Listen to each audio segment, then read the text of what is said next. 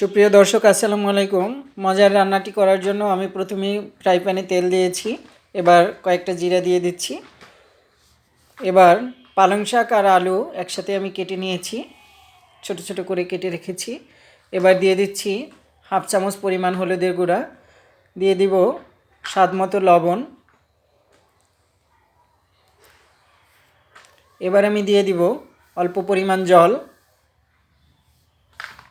এবার নিচ্ছি এক টুকরা ইলিশ মাছ, পদ্মার ইলিশ।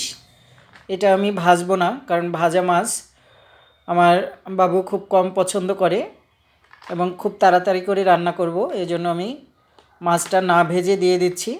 ভালোভাবে সিদ্ধ হবে এবং খুব টেস্টি হবে। আপনারা বাচ্চাকে এভাবে রান্না করে দিতে পারেন বাসায়, খুবই টেস্ট হয় এবং ঝাল মশলা ছাড়া।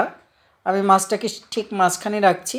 শাক এবং আলু এগুলো আমি চারপাশে দিয়ে দিচ্ছি এবং একটু মিশিয়ে দিচ্ছি লবণ এবং হলুদ যাতে ভালোভাবে লেগে যায় শাক, আলু এবং মাছের সাথে। দেখুন আমি মাছটাকে ঠিক মাঝখানে রাখছি। এবার আমি একটা ঢাকনা দিয়ে ঢেকে দিব 5 মিনিটের জন্য। 5 মিনিট পরে আমি ফিরে এসেছি। দেখুন টকবক করে ফুটে উঠেছে এবং শাক এবং আলু সিদ্ধ হয়েছে। একদম ছোট ছোট করে কেটে দিবেন, তাহলে খুব তাড়াতাড়ি সিদ্ধ হয়ে যাবে। অনেক সময় বাচ্চারা শাক খেতে চায় না, আপনি এভাবে ট্রাই করতে পারেন। শাক এবং মাছ একসাথেই খাওয়া হবে। দেখুন আমি নামিয়ে নিয়েছি, খুব মজার হবে।